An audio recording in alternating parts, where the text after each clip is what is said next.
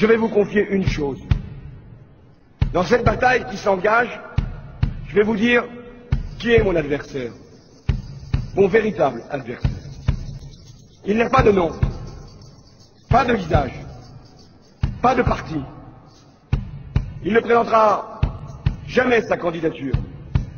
Il ne sera donc pas élu. Et pourtant, il gouverne. Cet adversaire, c'est le monde de la finance. Paris, La Défense, 19 mars 2012. Parmi ces tours, le siège de la Corporate Investment Bank du Crédit Agricole. Et dans cet immeuble, les bureaux de Chevreux, le plus important broker indépendant en Europe, qui conseille 1200 fonds de pension, banques, investisseurs institutionnels, avec des bureaux à travers le monde à Boston, San Francisco, New York, Tokyo, Zurich, Madrid, Athènes. C'est d'ici qu'est parti ce papier. C'est une note brève en anglais de seulement 9 pages, qui n'était pas destinée au grand public, seulement aux opérateurs de marché. Mais quand on est tombé sur ce document, on a eu l'impression de découvrir le plan de bataille des financiers. Car eux préparent déjà la préélection.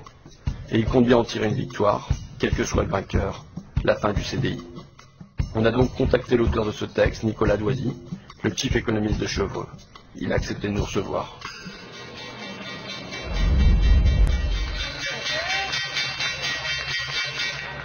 François Hollande va devoir déplaire soit au marché financier, soit à ses électeurs, puisqu'il est certain de ne pas parvenir à réconcilier les deux.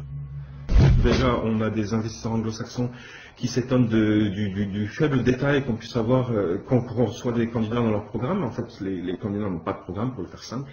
Les investisseurs anglo-saxons que je rencontre me demandent souvent, mais où est le programme? Et je leur dis, mais il n'y en a pas, et pour cause, c'est un jeu tactique pour l'instant. Le programme, on le saura une fois l'élection finie. Et en fait, on le connaît déjà. Il sera imposé par l'appartenance à la zone euro. C'est ça le point important. C'est que le conflit d'objectifs que va avoir François Hollande, c'est rester dans la zone euro versus satisfaire les demandes de son électorat naturel. Les deux ne sont plus compatibles maintenant, on le voit depuis la crise grecque. Il sait qu'il sera pris à terme à un moment entre la pression de ses électeurs et la pression des marchés.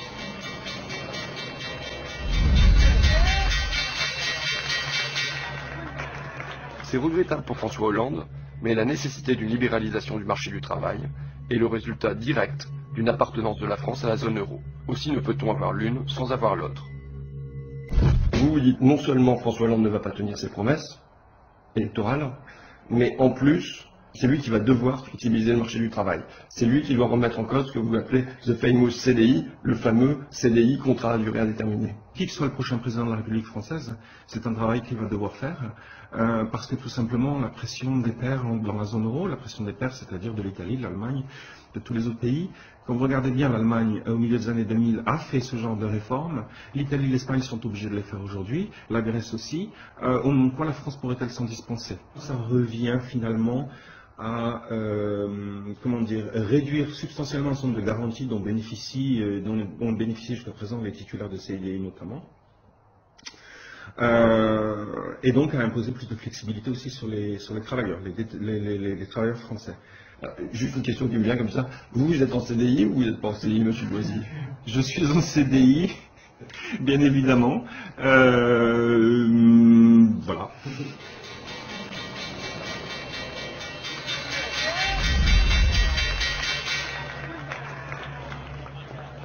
La demande de renégociation du traité serait alors utilisée pour tromper le public français en lui faisant accepter des réformes correctes, dont celle du marché du travail. François Hollande dit « Je vais demander la renégociation du dernier traité européen ». Vous écrivez ça. François Hollande, il va avoir à naviguer à travers des forces dans la gauche, notamment à cause du référendum manqué de 2005. Et dans cette perspective, vous écrivez « Dans cette perspective, il serait politiquement intelligent que ses pairs de l'eurozone, donc ses partenaires allemands, belges, italiens, ainsi de suite, permettent à François Hollande de prétendre qu'il leur a arraché quelques concessions, même si c'est faux en réalité. La demande de renégociation du traité serait alors utilisée pour tromper le public français, pour rouler, j'ai lu to trick, rouler, tromper, pour tromper le public français, en lui faisant accepter des réformes convenables, dont celle du marché du travail. Alors, avant d'entrer dans le fond du sujet, je voudrais préciser un point. Les gens de marché s'expriment de façon très directe. Donc, le vocabulaire que j'ai pu choisir dans la citation que vous venez de lire paraîtra peut-être excessif à beaucoup de vos auditeurs. Maintenant, c'est vrai que voilà, on s'embarrasse pas dans les marchés, on va pas s'embarrasser de finasserie, on va aller directement au point. Donc, de rouler les électeurs français, c'est peut-être un mot quand même excessif. L'idée, c'est de dire, ce sera une concession en quelque sorte de face là qui aurait été faite à François Hollande et au peuple français entre guillemets, de façon à ce que tout le monde constate qu'à la fin des fins, il les faut bien les autres réformes, les fameuses réformes structurelles dont personne ne va entendre. Ce que vous dites, c'est, admettons, il y a un sommet à Bruxelles, François Hollande, il demande une partie sur la croissance, et les autres Européens, ils vont faire comme si, bon, bah d'accord, allez, on t'accorde ça, ils rentrent ici en France en disant, regardez ce que j'ai obtenu, et du coup, il peut dire derrière, ben, en échange, nous, on va libéraliser notre marché du travail. Et vous avez parfaitement compris le sens de mon propos, c'est exactement ça. C'est vraiment une petite mise en scène, c'est un petit théâtre. Alors, il ne faut pas avoir l'impression que je fais de la théorie du complot là, et qu'on manipule tout le monde. Le script est un peu écrit. Si on est malin, on ne s'écartera pas trop du script. Et de cette façon-là, on arrive à peut-être à faire passer la pilule de façon un peu plus simple que ça n'avait été le cas au début des années 80. On s'évitera peut-être finalement d'être un peu ridiculisé comme on l'avait été à l'époque.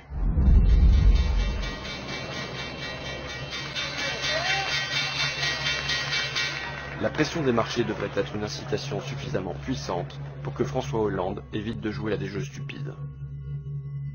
Maintenant, il y a un danger qui se présente, c'est la semaine qui vient de s'écouler, en particulier le week-end qui vient de s'écouler. On voit que Mélenchon est vraiment en phase ascendante. On a bien entendu ce week-end François Hollande qui dit « Oui, croyez-moi, ça va être du sérieux ma renégociation du traité ». Et bien sûr, il est bien obligé, parce que avant de gagner le deuxième tour, ceux qui ont connu 2002 savent qu'il faut gagner le premier. Et quand on voit la montée en puissance de Mélenchon, ce qu'on se dit tout simplement, c'est qu'à partir de maintenant, il va bien falloir que Hollande commence à donner quelques gages à sa gauche. Et c'est là que ça va devenir un peu plus compliqué pour lui. Parce que les marchés vont commencer à comprendre, vont commencer à le sentir. C'est ça que je veux dire, c'est que le marché ne laissera pas passer de toute façon.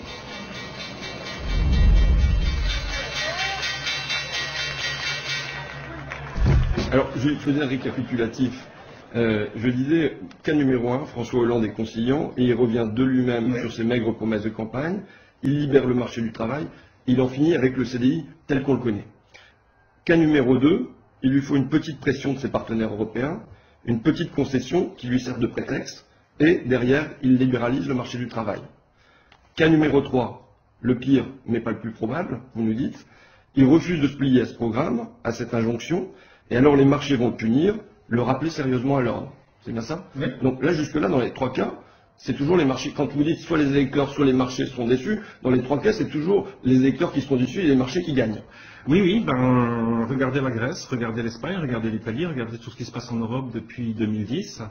On a bien vu que de toute façon, à la fin, c'est le marché qui l'emporte. Je ne suis pas en train de dire que le marché a nécessairement raison, et, au sens moral du terme, en tout cas, il aura raison factuellement, puisqu'il s'imposera, ça c'est clair. Donc c'est de ce point de vue-là que je le dis, oui, en effet. Vous avez raison, les électeurs risquent d'être plus perdants que les marchés. Je ne sais pas où vous m'emmenez, en fait. Je propose un quatrième cas. L'irruption du peuple sur la scène de l'histoire. Hier à Paris, la prise de la Bastille. Pardon, la prise de la Bastille numéro 2. Hier à Paris, il y avait, bon, on va pas chipoter, 80 000, 90 000, 100 000, 120 000 manifestants à l'appel du Front de gauche. Si, comme en 1936, on avait une élection qui était suivie de mouvements de masse, de manifestations, de grèves, Qu'est-ce qui se passe? Qu'est-ce qui se passe en Europe? Là, je crois que c'est le gros coup d'angoisse. On va être très clair, c'est avec le gros coup d'angoisse, parce que si, quand les Grecs manifestent, on a déjà une Europe qui se sent sur le point d'exploser, je vous laisse imaginer pour la France.